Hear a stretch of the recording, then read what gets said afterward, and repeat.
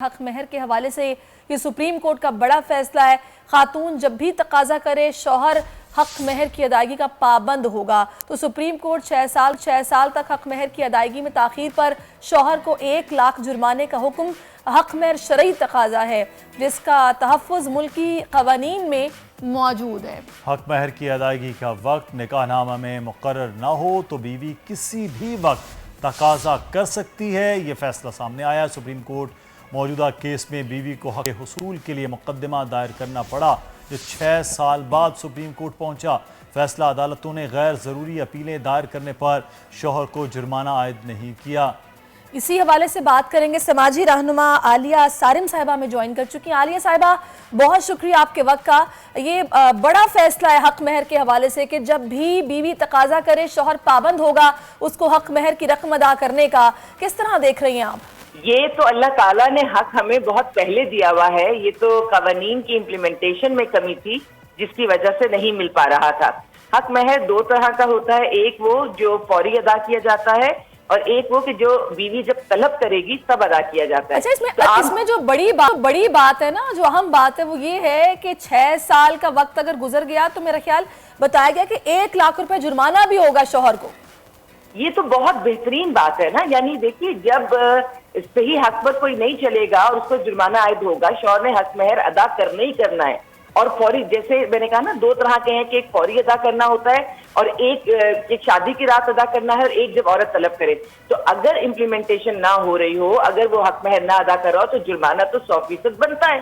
یعنی اب جب قانون کی اور جو معاہدہ ہے اس کی خلاف ورزی کریں گے، مذہب کے بھی خلاف جائیں گے، نکاح کا مطلب ہے کہ ہم اسے بالکل اسلامی طریقے سے ہم کسی عورت کو اپنی زندگی میں لا رہے ہیں۔ تو جب ہم اتنی خوبصورتی سے اس بندھن کو باندھ رہے ہیں تو پھر اللہ کے سارے جو بھی ہم پر فرائض ہیں وہ ہم نے ادا کرنے ہیں۔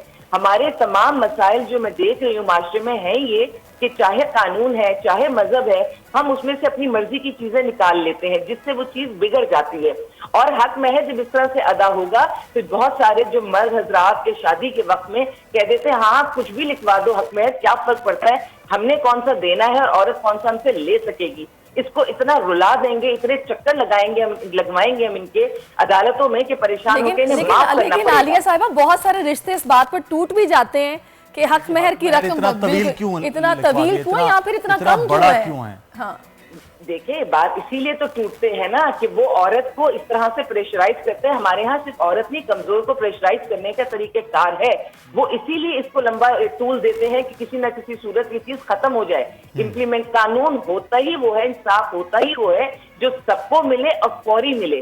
تو یہ بہت ایک اچھا قدم ہے جس سے میں سمجھتی ہوں مسائل بہت حل ہوں گے اور لوگ اس سے حق مہر سے کھیلنے سے باز آئیں گے۔ انہیں معلوم ہوگا کہ ایک ایسی کمٹمنٹ ہے جو فوری کرنی ہے اور اگر وہ اس کو نہیں کریں گے تو بہترین بات ہے کہ قانون حرکت میں آ جائے گا۔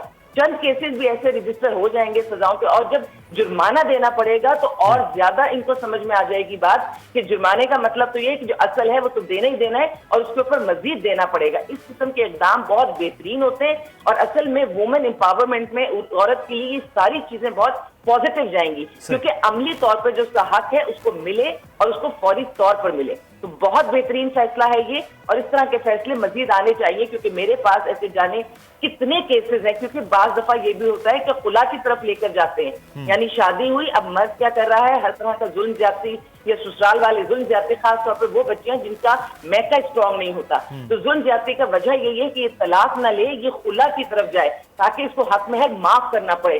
حق مہر اللہ تعالیٰ نے عورت کا ایسا حق رکھا ہے کہ اس کو اس طرح سے ظلم زیادتی سے معاف کروانے والے کہیں نہیں بخشے جائیں گے، لیکن اگر دنیا میں ان کو سزا ملے اور فوری سزا ملے تو یہ بہت بہترین قدم ہے۔ میں ذاتی طور پر یہ سمجھتی ہوں کہ وومن امپاورمنٹ پہ بات بہت ہوتی ہے لیکن اس طرح کے جو آج قدم اٹھایا گیا ہے اس طرح کے اقدامات ہونے چاہیے۔ ایک اور جو چیز ہم اپنے رسوم میں، رواج میں، اپنے خاندان کے سسٹم میں دیکھتے ہیں کہ جب بچی کی شادی ہو رہی ہوتی ہے، نکاح نامے میں بہت سی چیزیں اس طرح سے فل نہیں کی جاتی جو اس کو شریعت اور قانون دونوں حق دیتا ہے۔ پھر جب حق مہر لکھواتے ہیں وہ لڑکی والے خود بھی بہت کم حق مہر لکھوا دیتے کہ کہیں زیادہ لکھوانے سے ناراضگی نہ ہو جائے لڑکے والوں کی۔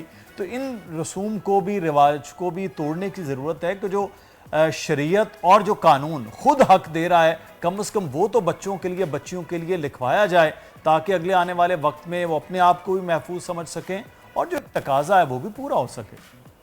100% صحیح بات ہے. بلکہ صرف یہی نہیں, اول تو جہیز بہت بڑی لعنت ہے, اس کی ضرورت نہیں ہے, پھر بھی ہمارے لوگ رکتے نہیں ہیں, جہیز دیتے ہیں, اور کئی دفعہ جہیز دیتے ہیں اور جائیداد میں حصہ نہیں دیتے, سمجھتے ہیں جہیز کی مد میں سب کچھ ہم نے دے دیا.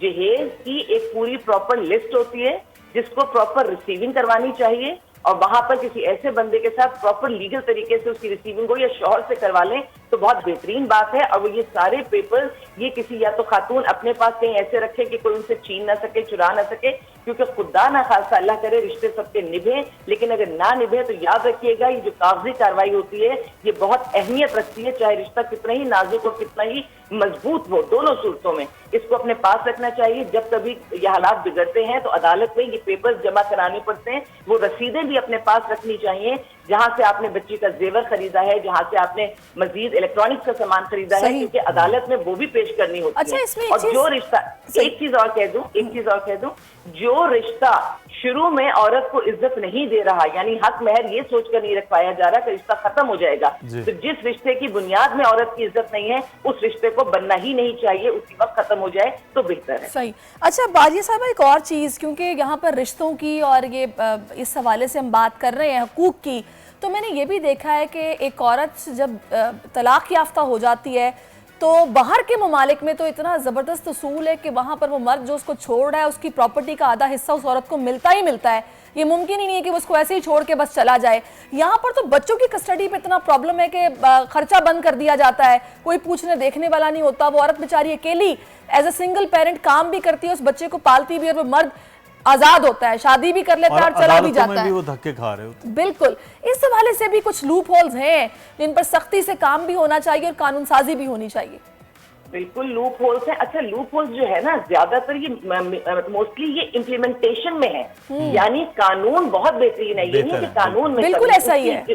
جی قانون مذہبی میں تو میں کہتی ہوں دنیا کا بہترین مذہب ہے ہمارا, اس میں تو بہت ہی بہترین باتیں ہیں, لیکن ہمارا قانون بھی اچھا ہے, قانون میں چیزیں موجود ہیں, ہمارے پاس اس کی امپلیمنٹیشن اس انداز میں کرواتے ہیں. خاص طور پہ قانون سے لوگ کھیلتے ہیں, یعنی اس کو توڑ مروڑ کر کے اپنی مرضی کے حساب سے, اس میں وکیل جو ہے, اللہ تعالیٰ ہم سب کو نیک ہدایت دے, وکیل جو کردار ادا کرتا ہے, وکیل جس طرح سے کیسز کو پلٹتا ہے, یہاں تک ہوتا ہے کہ ایک مرد جس کے پاس بہت ساری انکم ہے, بہت سارے اس کے پاس جائیدادیں سب ہیں, اور عدالت میں یہ کہا جاتا ہے کہ یہ تو کماتے ہی کچھ نہیں ہے, اس کی تو سورس آف انکم نہیں. اب اگر وہ کسی گورنمنٹ آفس میں یا کسی ایسی کمپنی میں جہاں سے ساری سیلری سلپس وہاں سے آ جاتی ہیں, وہاں تو وہ مرد پابند ہو جاتا ہے کہ اس کو مینٹیننس دینی ہوتی ہے, اور کیس اسٹرانگلی لڑا جائے تو جلدی مینٹیننس بنتی ہے. لیکن بہت شکریہ عالیہ صاحبہ.